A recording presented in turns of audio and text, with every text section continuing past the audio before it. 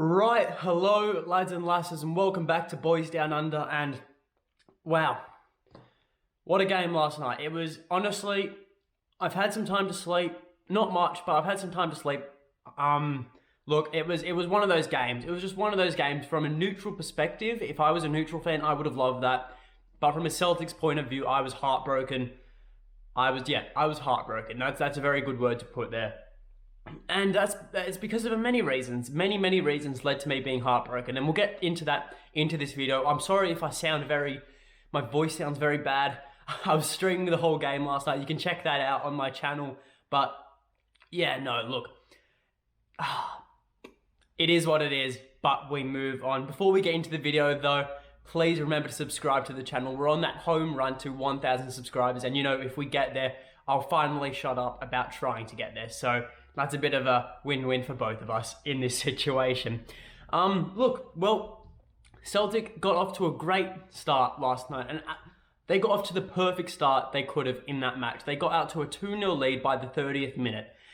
And from that point forward, a lot of people have said they expected Celtic to go down from there, but after we got that second goal, I didn't see Celtic slowing down. I saw them being able to push forward and keep on putting in that effort, and that it's something I had never seen before. The effort from Celtic was something amazing. The intensity we came out with such a lacking team of quality, especially in the attack, was absolutely mental. 3 standout plays I'm going to say right now in that attacking sort of, part of the field. Tommy Rogic, Albin Yeti were superb, but Felipe Jota, oh my days, he was an absolute superstar last night. Every time he got the ball, he would take on those defenders, and those defenders were in his pocket all night. He was untouchable, Felipe Jota, and we saw that. The assist to Albin Yeti was absolutely pinpoint. He did 2 or 3 step overs, put it on the outside of his foot, curled it in, Albin Yeti hits it into the net. We went 1-0 up. Then Tommy Rogic plays a great ball into Albin Yeti, who's showed a bit of pace that I had never seen before from the lad. Gets a penalty, Juranovic takes it, Celtic are 2-0 up. Then came the turning point in the game, and I think it's not fair to say it's this player's fault, but it was certainly the turning point, I'd say, heading into the rest of the match. And I might have used some of you might have seen it. It's when Ayeti played through Jota. Jota got 1-1 with the goalkeeper. He tries to chip him, but Claudio Bravo gets get his body in the way, and it goes out. And Albin Yeti can't control, and Celtic lose possession. I think that's the turning point in the game. And not because, I'm not blaming Jota for missing it. It was such a hard shot. He was at a tight angle. The keeper closed him down so well. But from there on, it looked as if Real Betis got a new sense of purpose, a new sense of hope in that game. And from there on, they got 1 lucky goal, and that led to a second, and we found ourselves 2-2 at the break. Following into the second half, they got another first goal in 5 minutes within the second half starting, and then they got a second one straight after that.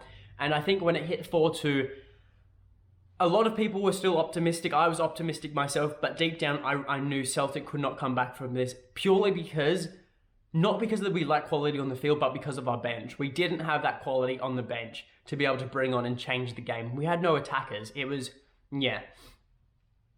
what can you do when you have no attackers on the field? On your bench, what can you do? You can't change anything up. You can't bring on a super sub. It's as simple as that. But there is some negatives from the game. And of course, there's always going to be negatives, but there are quite a few in this 4-3 loss. That's not to say that there aren't positives, though. I'll get to the positives soon, but I think it's better to rip the band-aid off and talk about the negatives. And the first negative is Ismaila Soro. Soro looked so promising last season. He was an absolute gem. Everyone loves Soro. Soro was the Celtic Kante. And in the last few games he's played, and especially last night, he's just been an absolute liability to this team. Now he only started because Callum McGregor missed it, and we pray Callum McGregor comes back for Livingston. But Ismaila Soro, what on earth is he thinking? To put this into perspective, 10 minutes in, he does such a bad challenge. He gets yellow card, and you know what? Fair enough. You get a yellow card, you move on from it. But 10 minutes later, he does the exact same challenge again. The ref plays advantage, and then so luckily he doesn't come back and book Soro twice. Soro was so lucky to be on that field after 20 minutes. And he was just a liability from there on in. His passing game was poor. He never looked comfortable on the ball. It was just every time he got the ball, every time the defenders were attacking him, you expected them to get around him, or you expected him to give it away, or play such a bad hospital ball that the player receiving it would end up giving it away. And I really wish Callum McGregor played that game, because honestly, in deep down, if Callum McGregor played for that game, Celtic would have won. Celtic would have got to that 2-0 lead, but we would not have conceded 2 quick goals in succession like that, because Callum McGregor would have kept a level head. He would have kept that midfield strong when you have, a Spanish team passing around you and dictating that tempo. So, look, that's very unfortunate. It's so unfortunate. And I think if we had James McCarthy instead at CDM, obviously he wasn't match fit enough, but I feel he should have came on earlier. Or look, Sorrow shouldn't have started. Maybe Liam Shaw even should have played there. I'm not sure, but get it? Sure. But Sorrow is not the fix for McGregor. My bad. Look, another negative is Carl Starfelt. Carl Starfelt, yet again, put us under so much unnecessary pressure. His communication with Cardiff Vickers was absolutely so poor. And just his marking as well. Those are 3 things. His communication, his marking, and yeah. I can't remember what the third thing was, but it was poor. His passing, that's it. And look, it's so frustrating. It's so frustrating seeing Carl Starfelt do bad. Not because we put 3.5 million into him. I don't care about that. It's the fact that we've got a player like Stephen Welsh on the bench who could easily slot in there and do such a better job. Like, the difference in quality between the 2 players is astronomical. It really is. Like, for example, if you were on the stream with me, you would have heard me just complaining about it and fuming about it. But the ball got cleared down to Celtic's end of the field, right? And the ball's bouncing, it's bouncing. And then, Cardiff Vickers goes around to control it or head it away with his head. And right behind him, Carl Starfelt is there going to karate kick the ball and lucky not to take off Cardiff Vickers' head with it. I don't know what he's thinking. I don't know what's going on in his head. Like, it's absolutely shocking to see someone play like this. And the marking from Carl Starfelt was so poor as well during that game.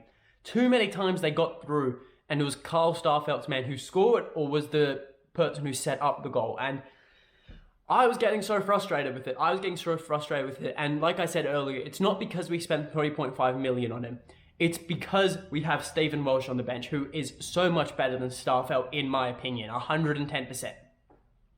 But look, there are always positives in games, and we always have to look at the positives, because if I did this stream last night, and if I did this video last night after the game, I would have been very pissed off. I would have been so angry. I would have just been so heartbroken. I would have been so disheartened, and it just wouldn't have been fun for you guys to watch. I don't even know if this is fun for you guys to watch. I hope it is, but at the end of the day, I've had a tight night to sleep on it, and I'm looking at the positives. I've rewatched the game.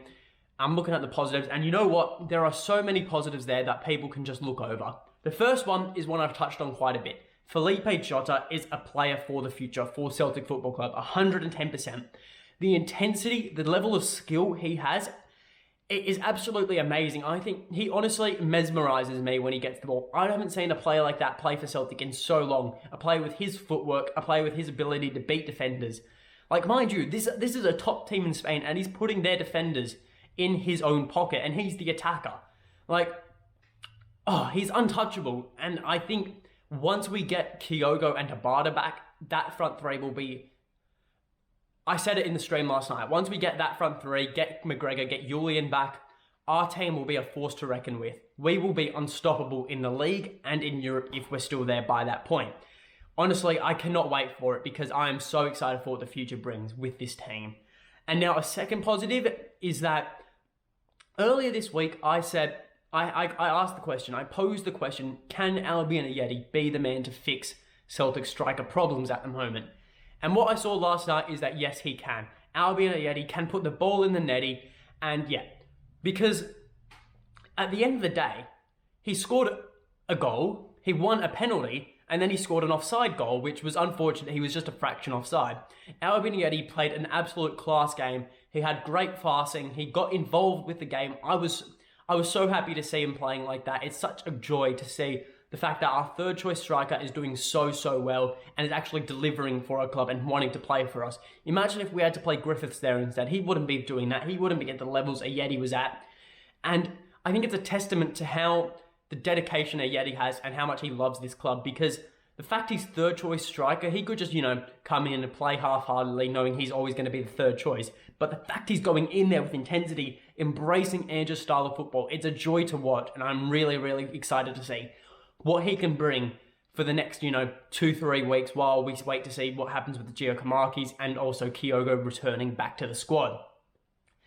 And now a third positive, and one that also I think we could kind of say is a positive, but at the same time is a bit of a negative, is that we know Juranovic can play left back, and I feel going forward Juranovic could be our starting left back, but at the same time I would rather him at right back. What we saw from Juranovic, what I saw from Juranovic was a great game from him. I thought he played really, really well. And I feel he could have played really even better than Tony Ralston did at right back. Tony Ralston had a bit of an off game. We can all agree on this. Coming back into the team, he was a bit off. A couple of poor clearances led to a couple of goals to Real Betis, which were very frustrating. I didn't want to bag him on the stream, but I had to now. And so I feel going forward, Juranovic should definitely take that right back spot. He looks much more comfortable playing in this sort of football, this style of football under Ange. But I think it's a positive that Adam Montgomery got a full 90 minutes to play, because I feel Ange will be looking at him as our long-term left back with Greg Taylor going under the knife. I feel Liam Scales won't get the position now. I feel it will go to Montgomery. So the fact he got a full 90 minutes to, increase his match fitness was so great to see. Even though we didn't see him all game, he was so quiet. Like literally, I don't know how many, I think he got 2 or 3 touches all game. And yeah, no, I think, but it's great he got the match fitness, just being able to run around, play in that intensity, especially at a European level rather than at a Scottish level against a team like Livingston, who we played this weekend. But look, at the end of the day, it was a game of missed opportunities. I think Celtic had that game for the winning. If we look at it really, really closely, I'd say 2 out of the 4 goals for Real Betis were very lucky. The other 2 were well worked and fair play to them. But then look at the goals from Celtic. Celtic scored a penalty, which we deservedly won. We scored a great goal from Jota and Albion Ajeti linking up. And then a great set piece, something that I was so shocked about. David Turnbull actually took a good set piece for once. And, it found Tony Ralston's head and went into the back of the net. Too little, too late, but it's unfortunate. At least we know Turnbull can put a good ball in from a dead ball situation. And then you look at the chances we missed. You look at the chances Tom Rogic hit the inside of the post and it still didn't go in the back of the net. So unfortunate. And then you've also got Albion Ajeti, as I mentioned earlier, scored an offside goal. That was so close. You've got Felipe Jota, missed a 1-on-1. No blame to him. It was a hard shot to take. Maybe a chip wasn't the best option, but certainly should have tried a different. I think he should have tried to power it past the keeper. Who knows? But at the end of the day, no point crying over spilt milk. It's only the group stages. We're not out of it yet. Leverkusen beat Fenerbahce 2-1, so we're definitely not in a bad situation. We can get some good wins in Europe under our belt. If we can get our players back, I think this team will be absolutely immense. And I honestly feel we will take this league by storm if we can get our full team back and maintain full fitness and no injuries to the end of the season. But that is all from me. Yeah, look, I'll have a video tomorrow. Celtic play Livingston on the weekend. I probably will live stream that unless you guys want me to. Leave that in the comments. Remember to subscribe to the channel. But until next time, hail, hail.